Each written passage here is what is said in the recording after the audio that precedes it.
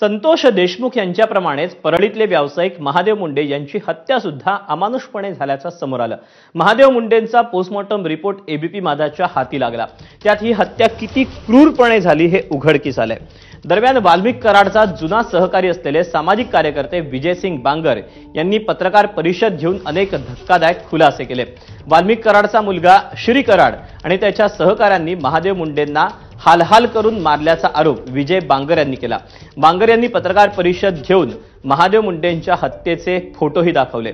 दरम्यान महादेव मुंडेंची पत्नी ज्ञानेश्वरी मुंडे यांनी आज मराठा आंदोलक मनोज जरांगे यांची भेट घेतली।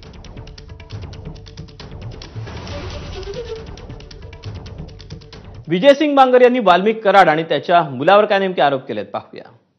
ही जी घटना घडत होती, महादेव मुंडेंच्या पहिलं पायावर मारलं, ते रेंगळत चालले। रेंगळत जात असताना त्यांचं जीवाचं भीक एवढंच म्हणत होते, माझा लेकर बाळ असते, काय मला जगू द्या, असं करू नका, काय कारण आहे। फक्त वाल्मिक कराड त्याच्या पोराचा छोट्या प्लॉटिंगच्या व्यवहारातून इगो हार्ट झाला म्हणून एवढ्या अमानुष पद्धतीने मारतात। हे बघा, पुन्हा मानेवर महाग वार केले। अहो, जसं एखादी कोंबडी कापते तशा पद्धतीने नरड गळा चिरलाय सगळ्या बाजूने। हे पहा, महादेव मुंडेंच्या पोस्टमॉर्टम रिपोर्टमध्ये नेमकं काय काय आहे तेही पाहूया। महादेव मुंडेंची गळा कापून हत्या करण्यात आली। गळ्यावर 3 वार होते। गळ्यावर समोरून वार करण्यात आला। श्वासनलिका कापली गेली, रक्तवाहिन्याही फुटल्या। गळ्यावर 20 सेंटीमीटर लांब, 8 सेंटीमीटर आणि 3 सेंटीमीटर रुंद वार करण्यात आला। मानेवर उजव्या बाजूने 4 वार करण्यात आले। मानेवरील वार चुकवताना तो तोंडावर सुद्धा झाला। तोंडापासून कानापर्यंत 13 सेंटीमीटर लांब आणि 1.5 सेंटीमीटर खोलीचा वार झाला।